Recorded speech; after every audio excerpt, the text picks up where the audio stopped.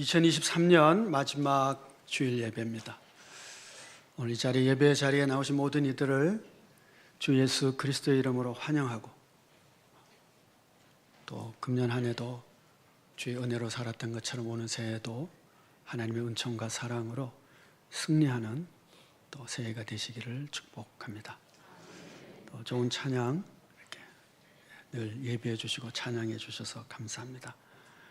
금년의 수고가 하나님 받으실 만한 우리 찬양대의 수고고, 이어지는 내년의 수고도 하나님께서 기뻐 받으시는 그런 찬양의 헌신이 될 줄 믿습니다. 작년에 방영이 되어서 세계적인 인기를 끌었던 드라마 중에 이상한 변호사 우영우라고 있습니다. 뭐 거꾸로 읽어도 뭐 이런 거, 그죠? 뭐 별똥별 뭐 이렇게 하면서 그 드라마 중에 나오는 그 오래된 팽나무가 김해에서 가까운 그 수산 건너편에 창원 동부 마을인가요?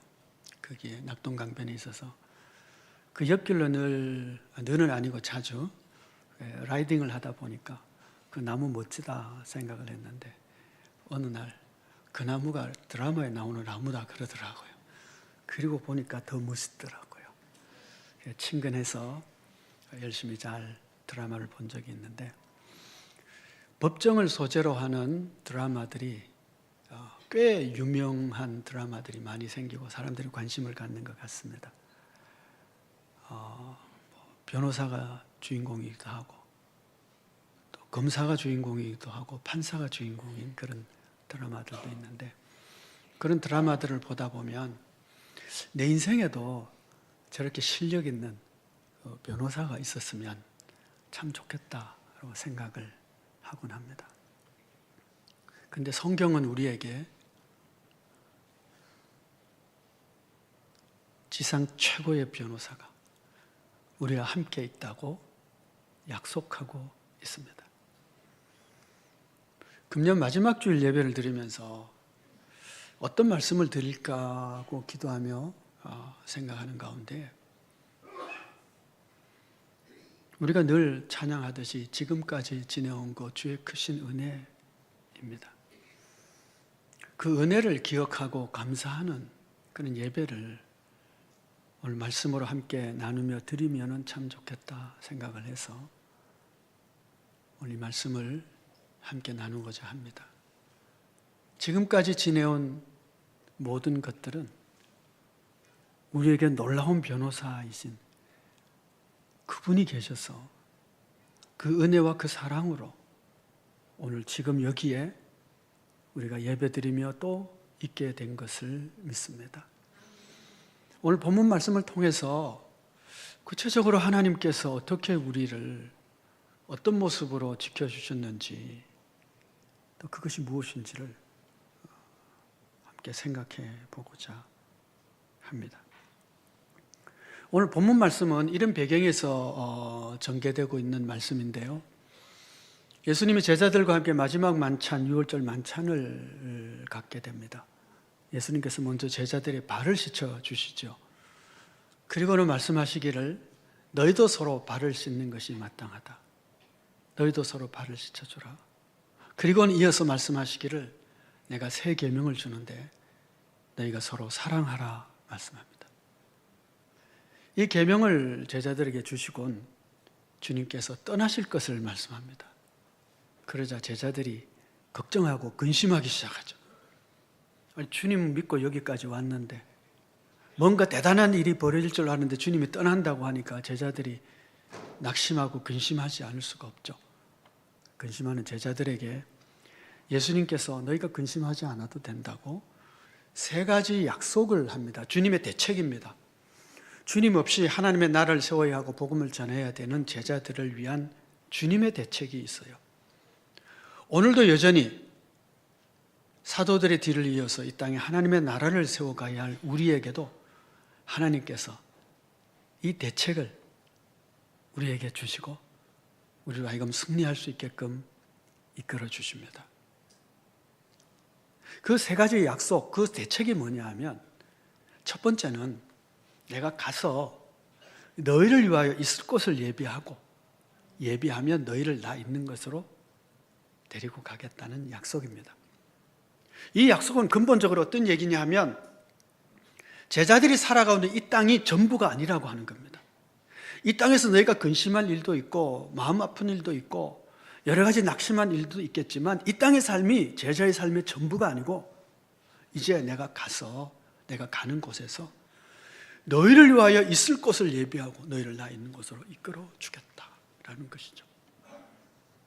그리고 여러분, 우리가 이 땅을 살아가면서 한 가지 소망을 가져야 될 것이 있는데 뭐냐 하면 오늘, 금년, 내년 낙심할 만한 일이 생기고 뭔가 하늘이 그냥 다 닫힌 것 같은 일들이 생긴다 할지라도 우리의 끝은 그게 아니라고 하는 것입니다.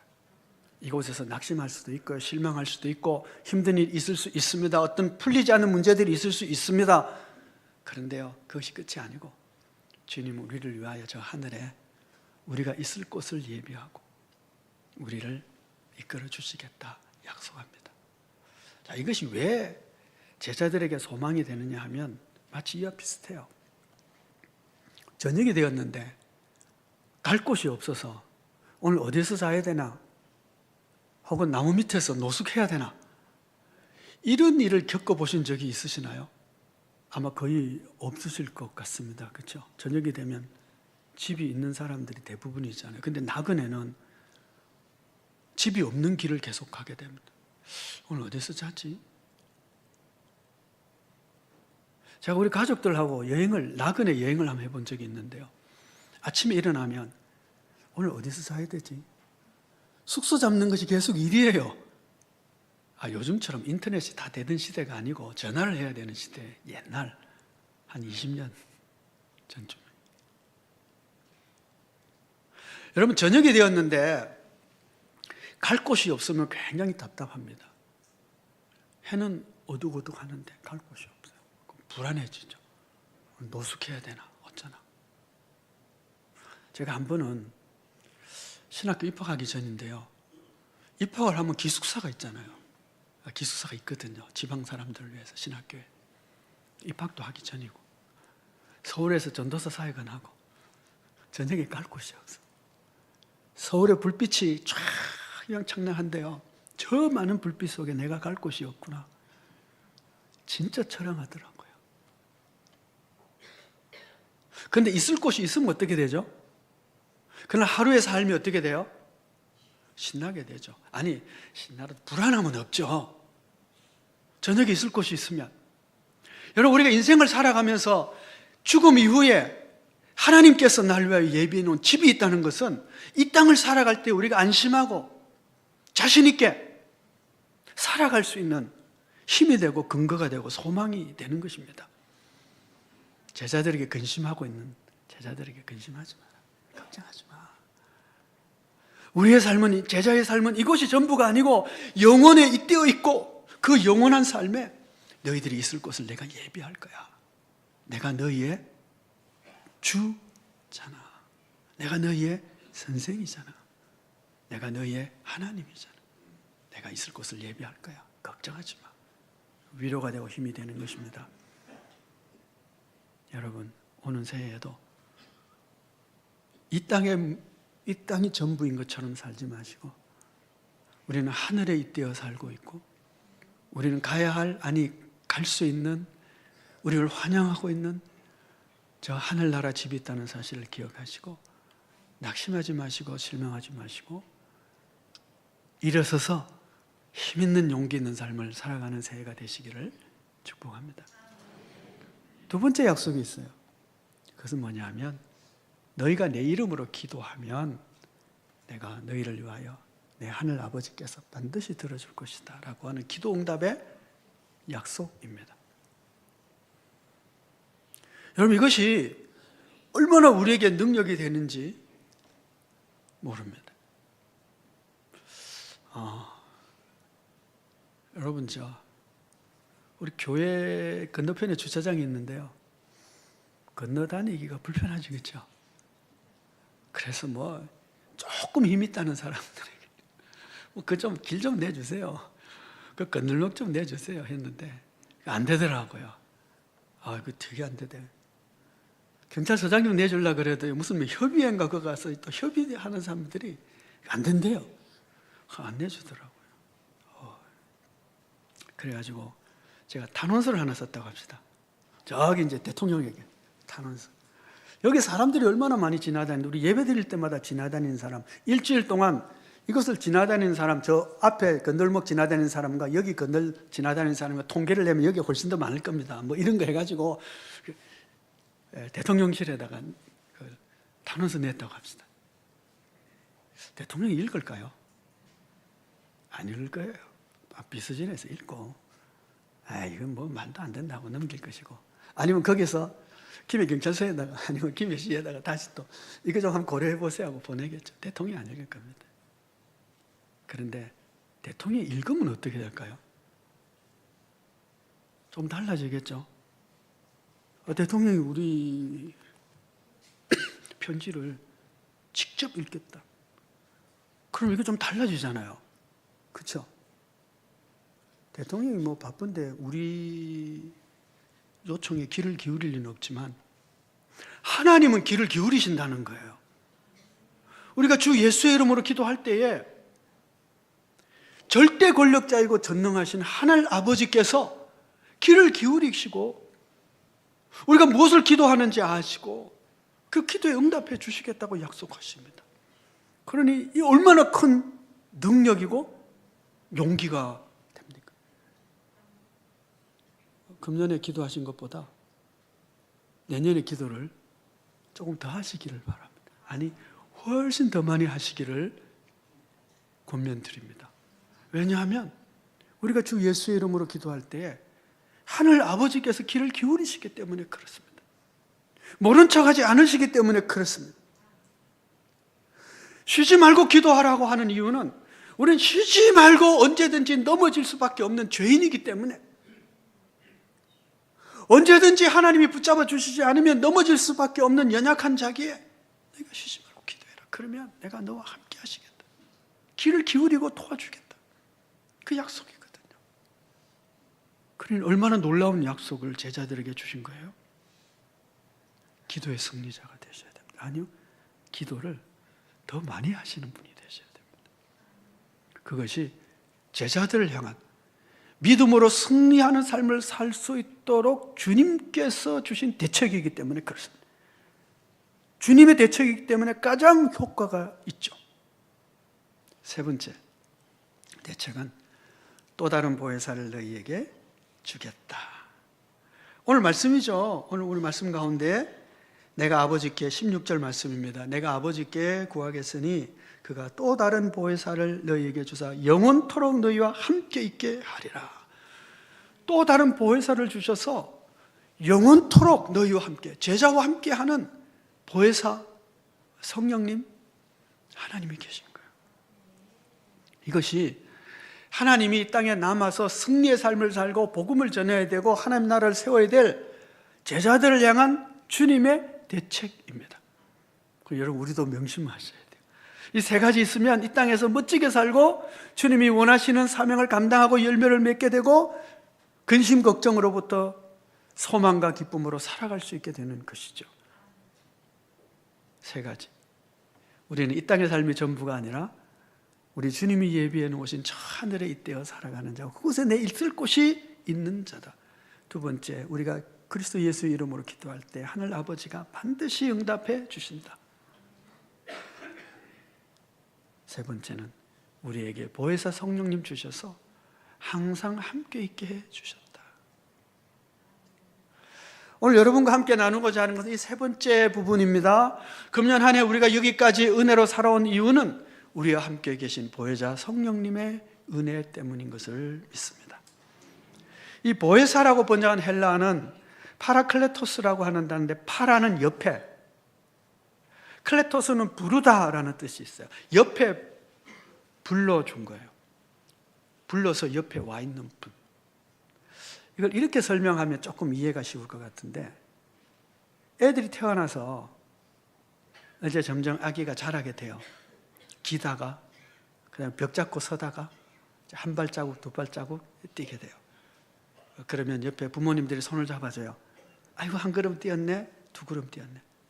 얘가 다리에 힘이 점점 와서 한 걸음 두 걸음 가다가 부모 손을 어느 순간에는 어떻게 해요? 뿌리쳐버려요. 나 혼자 걸을 수 있다는 거예요. 아, 이거 안 잡아줘도 된다고 자신이 생긴 거죠. 그래서 부모 손 뿌리치고 걸어요. 걷다가 넘어지죠. 그럼 어떻게 해요? 넘어지면 엄마 부르죠. 왜요? 나 도와줘. 나 도와줘. 뭐예요? 내 옆에 내가 부를 때 와주는 엄마가 이때는 보혜사인 거예요.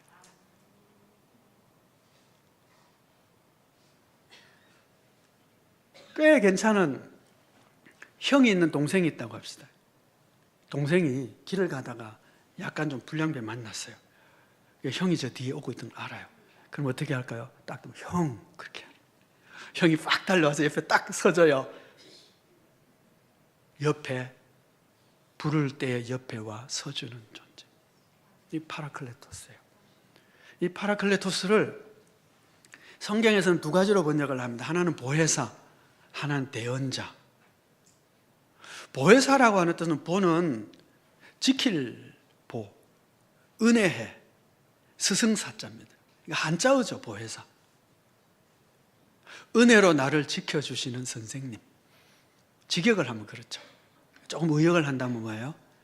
나를 사랑하셔서 나를 지켜주시기 위해서 그 사랑과 은혜로 내 곁에 계시는 하나님이죠.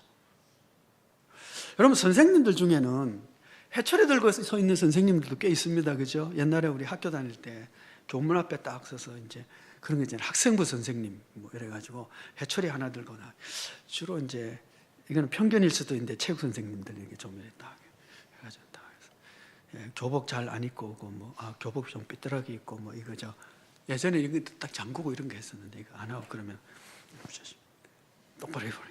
지각하면 지각했다고 막 벌 세우고 이런 선생님 있잖아, 그렇죠? 그런 선생님이 있는가 하면 조금 늦으면 저 뒷문 열어놓고 야 이리 와라 이리 봐주기도 하고, 너 한 번이야 다음에 그러지 마. 그렇게 사랑으로 제자들을 감싸주는 선생님도 계시죠? 보혜사는 어떤 선생님이라고요? 회초리 든 선생님이 아니고 은혜로 우리를 보호해 주시고 지켜주시는 하나님, 이 보혜사예요. 얼마나 놀라운 분이에요. 뿐만 아니라 보혜사라도 번역을 하지만 대언자라고 번역을 해요. 대언자, 내 대신에 말하는 사람. 원래 헬라 시대에는 이 파라클레토스가 변호사의 의미로 쓰였어요. 번역을 대언자로 했지만 내 대신에 법정에서 나의 무죄를 혹은 나의 연약함을 이렇게 법적인 지식을 가지고 변호하는 것이죠. 대신 말해주는 것이죠. 그러니까 여러분, 유능한 변호사가 있으면 나는 말을 잘 못해도 괜찮아요. 변호사가 대신 얘기할 거니까. 나는 법의 지식을 몰라도 괜찮아요. 변호사가 법적 지식이 잘 많으면 돼요. 훌륭한 변호사는. 그래서 나는 잘 모르지만 이런 법 저런 법을 다 동원해가지고 이 사람 무죄입니다. 그렇게 무죄 증명을 해주시고 대신 얘기해 주십니다. 어떤 때는요, 내가 법정에 안 가도 돼요. 그냥 변호사가 대리인으로 가서 재판에 참여하기도 합니다. 그런데 여러분, 변호사가 언제 필요해요? 아무리 유능한 변호사도 있다 할지라도 밥 먹으러 갈 때, 놀러 갈 때, 여행 갈 때 필요해요? 아니잖아요. 여행 갈 때 밥 먹으면 그냥 유명한 블로그 찾아보면 돼요. 변호사 필요 없어요. 변호사는 언제 필요하냐 하면 내가 법정에 서야 될 때 필요한 거예요.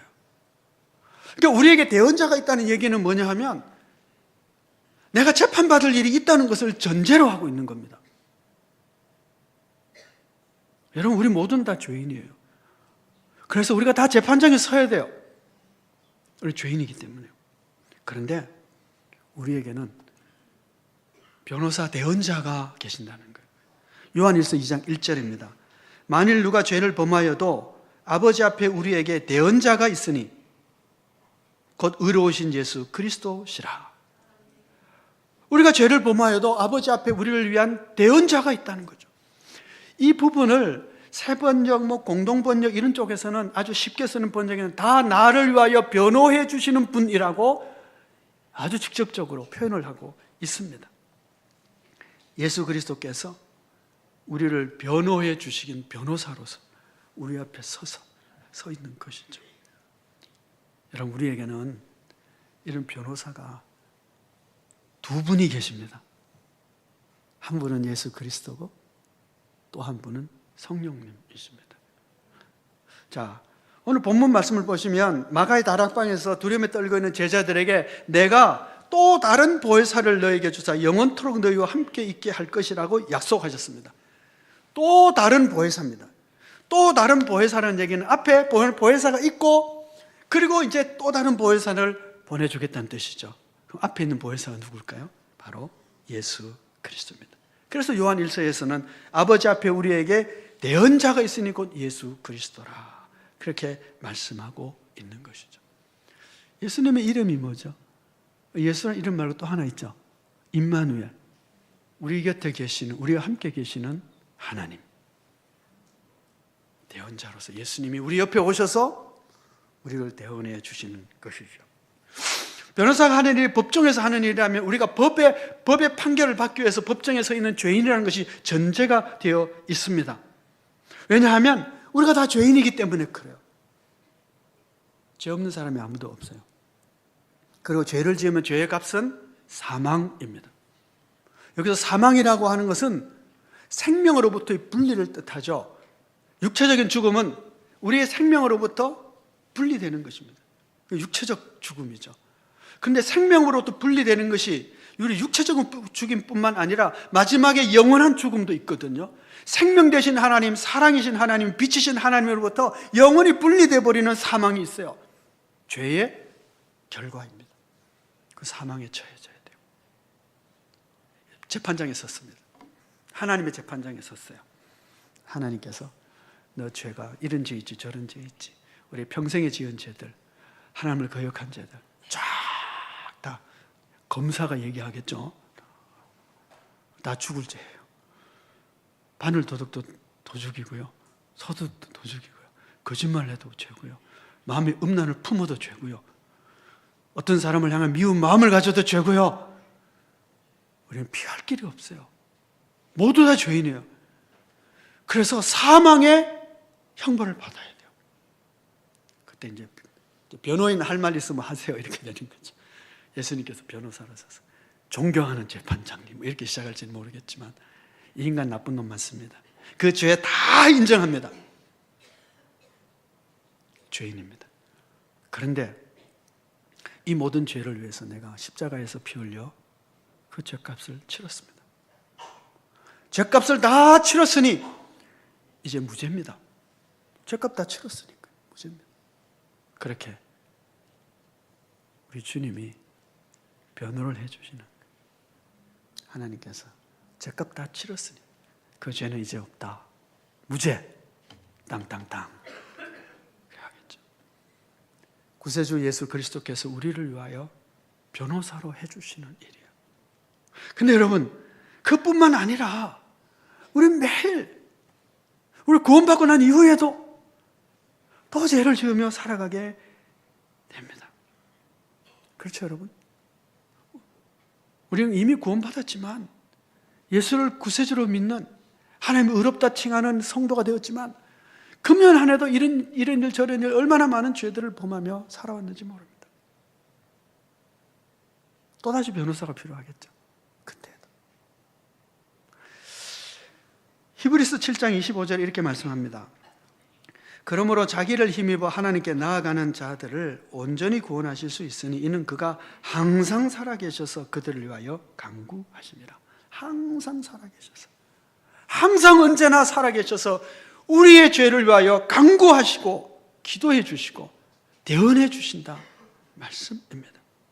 그렇기 때문에 로마서 8장 34절에서 누가 정죄하리요 죽으실 뿐 아니라 다시 살아나신 이는 그리스도 예수시니 그는 하나님 우편에 계신 자요 우리를 위하여 간구하시는 자시니라. 항상 살아계셔서 하나님 우편에 계셔서 우리를 위하여 대언하시고 간구하시고 그런 분이 예수 그리스도 우리 주이십니다. 그래서 나의 연약함과 부족함과 우리의 죄악됨이 참 많다 할지라도 오늘 우리가 이곳에 설 수 있는 것은 주의 크신 은혜인 것을 믿습니다. 바로 이 주 예수 그리스도의 은혜죠. 대속의 피 흘림의 은혜와 우리를 위하여 대언해 주시는 그 변호의 은총과 금년에도 우리의 연약함으로 말미암아 수없이 많은 하나님 앞에서 부족하고 연약하게 살았던 그 모든 것들을 주님께서 하나님 우편에서 간구하시고 대언해 주시고 기도해 주셔서 우리는 오늘 이곳에 있게 되었습니다. 내가 잘나서, 내가 의로워서, 내가 착해서 우리가 여기에 있는 것이 절대로 아닙니다. 주님 때문에, 보혜사 되신 예수님 때문에, 그분의 간구하심 때문에 우리가 지금 여기에 있는 것이죠. 그럼 여러분, 주님의 은혜에 감사하며 이제 오는 새해에도 우리가 이 은혜에 인하여 살아가게 되니 그리스도의 은혜를 찬양하고 감사하고 또 의지하며 살아갈 수 있어야 될 줄 믿습니다. 근데 우리에게 또 다른 보혜사를 주셔서 우리와 함께 있게 해 주셨습니다. 한 분은 하늘에서 하나님 우편에 계시면서 우리의 대언자가 되어 주시고 또 한 분은 우리 안에 우리와 함께 거하시는 이 땅에 우리와 함께 거하시면서 우리의 대언자가 되시고 우리의 보혜사가 되어 주시는 것이죠. 이 또 다른 보혜사가 하시는 일이 뭘까? 여러 가지 진리의 영으로 오셔서 하시는 일이 있는데 그 중에 보혜사로서 우리에게 하시는 일이 있어요. 로마서 8장 26절에서 27절까지인데 이와 같이 성령도 우리의 연약함을 도우시나니 우리가 마땅히 빌 바를 알지 못하나 오직 성령이 말할 수 없는 탄식으로 우리를 위하여 친히 간구하시느니라. 마음을 살피시는 이가 성령의 생각을 아시나니 이는 성령이 하나님의 뜻대로 우리를 위하여 친히 간구하시느니라. 자, 이 말씀에 의하면 성령이 우리에게 뭘 하시느냐 하면 대언자로서 또는 보혜사로서 뭘 하시느냐 하면 우리의 연약함을 도운다 그래요. 돕는다는 얘기는 짐을 대신 져주고 같이 져준다는 뜻입니다. 우리의 연약한 짐을, 우리가 연약해서 질 수 없는 짐을 대신 져주시기도 하고 함께 져주시기도 합니다. 우리는 연약해요. 육신의 연약함이 있습니다. 우리의 마음의 연약함도 있고 우리의 지성의 연약함도 있고요. 우리의 도덕심의 연약함도 있고요. 이런저런 연약함이 우리에게 너무 많아요. 그 연약함 때문에 하나님 말씀대로 살지도 못하고요. 우리가 져야 될 짐, 소금으로 빛으로 살아가야 될 그 짐 지지 못하고요. 말씀대로 살지 못한 때가 너무 많아요. 말씀대로 살지 못한다는 얘기는 죄를 짓는 연약한 모습이라는 이야기죠. 연약해서 말씀대로 살지 못하는 거예요. 그때마다 우리의 대언자이신 주님께서는 하나님 우편에서 우리를 와서 간구하시고 아버지 하나님, 저 인간이 여전히 저러고 있는데 한 번만 더 기회를 주십시오. 옆에서 대언해 주시고 변호해 주시고 기도해 주시고 성령님은 또 우리의 연약함을 도와서 쓰러질 수밖에 없고 불순종할 수밖에 없는 그때에도 순종할 수 있게 된 짐을 대신 져주시고 야 힘내봐 같이 한번 걸어봐 그렇게 우리 옆에서 도와주시고 함께 하시는 거예요. 그 중에 가장 중요한 것은 뭐냐 하면 성령이 말할 수 없는 탄식으로 우리를 위하여 친히 간구하시느니라 그래요. 우리가 마땅히 빌 바를 알지 못한다 그럽니다. 우리는 무엇이 선한 것인지 무엇이 바른 것인지 무엇이 옳은 것인지 우리 잘 분별을 못해요. 잠언에서도 여러 번 이야기하고 있잖아요. 사람들이 자기 생각에는 옳다고 하지만 필경은 사망의 길이니라. 나는 그것이 살 길이라고 생각하고 나는 그것이 옳다고 생각하는데 그게 사망의 길일 때가 참 많거든요. 그래서 우리는 기도해요. 내 마음에 옳은 대로 하나님 제가요 이 길을 가야 돼요. 이 진짜 중요해요. 이거 해야 돼요. 우리가 기도할 때 성령님은 야 그거 죽을 길인데 사망의 길인데 왜 그 길을 자꾸 가려고 하냐. 우리가 기도한 대로 하나님이 다 응답해 주셨으면요 우린 벌써 다 끝났어요. 여기 있지도 않아요. 그런데 우리가 연약해서 무엇을 구해야 될지 알지 못할 때, 잘못 구할 때, 사망의 길을 생명의 길인 줄 알고 구할 때에 성령께서 말할 수 없는 탄식으로 우리를 위해서 기도해 주신다는 거예요. 아마 이렇게 기도하겠죠. 하나님, 저 인간이 죽을지도 모르고 저 길 가겠다고 우기는데 제가 말할 수 없는 탄식으로 기도하니 그 기도 제가 수정합니다. 그렇게 마시고 아버지의 뜻대로, 그를 향한 하나님의 뜻대로 그 이루어지게 해 주십시오. 그렇게 기도하는 거예요. 여러분, 기도하다가 내 뜻대로 안 돼서 신경질 날 때가 꽤 있죠. 하나님께서요, 하나님의 뜻대로 응답해 주시는 겁니다. 그래야 사니까, 그래야 승리하니까. 여러분, 기도 열심히 하시고요, 내 뜻대로 안 됐다고 너무 낙심하거나 실망하지 마세요. 아, 하나님의 뜻대로 되었구나. 그렇게 믿음으로 나아가시기를 축복합니다. 그래서 우리가 여기까지 와 있는 거예요. 말할 수 없는 탄식으로 성령이 기도해 주시고 우리의 기도를 수정해 주시고 하나님의 뜻을 알고 하나님의 뜻대로 내가 살아갈 수 있도록 내 기도를 다른 방향으로 이끌어 주셨어요. 우리는 기도 응답 안 해주신다고 막 마음에 불평하고 난리할 때 성령께서 야, 이 녀석아, 그 죽을 길도 모르고 네 가려고 해. 내가 수정했어. 하나님의 뜻을 이루게 하시는 것이죠.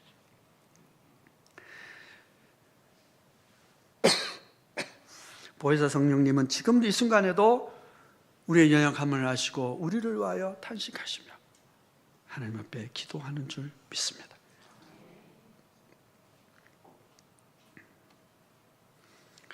금년 안에 우리가 소금으로 빛으로 이런 표를 가지고 세상에서 소금으로 빛으로 우리 한번 살아봅시다. 제자의 바른 길입니다. 그 표를 삼고 살려고 했는데 사실은요, 우리는 소금으로 빛으로 살 수 있는 능력이 없어요. 우리 안에는. 왜냐하면 우린 다 죄인이거든요.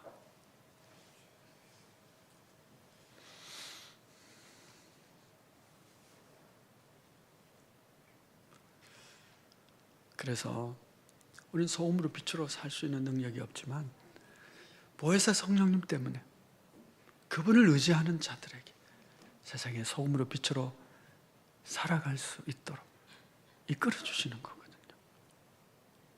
소금도 아니고 빛도 아닌 우리에게 예수님께서 너는 세상의 소금이다, 너는 세상의 빛이다 한 이유는 하나님께서 우리가 소금으로 빛으로 살아갈 수 있도록 책임져 주시겠다는 얘기거든요. 어떻게 해요? 보혜사 성령님이 우리와 함께 계십니다.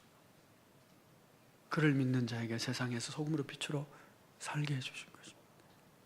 우리가 금년 한 해 뭔가 조금 괜찮은 일을 했다면 내가 선하고 착해서 한 것이 아니에요.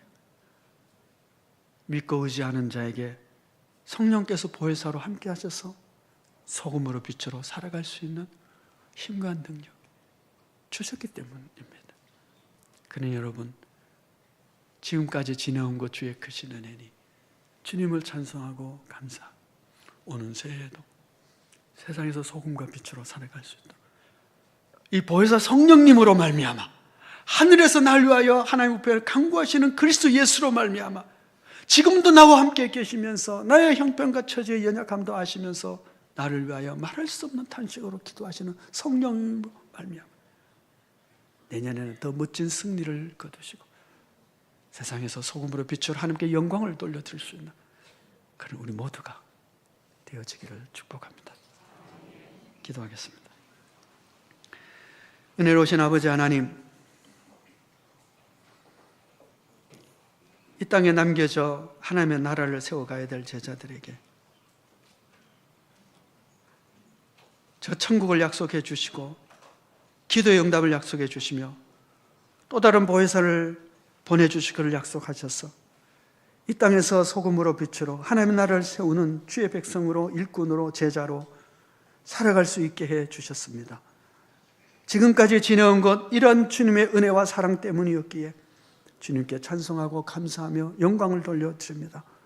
그리고 오는 새해에도 성령님의 손에 의뢰합니다. 하나님 보좌 우편에서 날 위하여 기도하실 그리스도 예수를 찬양하며 의지합니다. 우리의 대언해 주시는 하늘에서의 그리스도 예수, 이 땅에서의 성령님으로 말미암아 오는 새해는 더 놀랍게 소금으로 빛으로 하나님께 영광을 돌려드리는 저희들 되게 하여 주옵소서. 예수 그리스도의 이름으로 기도하옵나이다. 아멘. 찬송가 342장 찬송하겠습니다.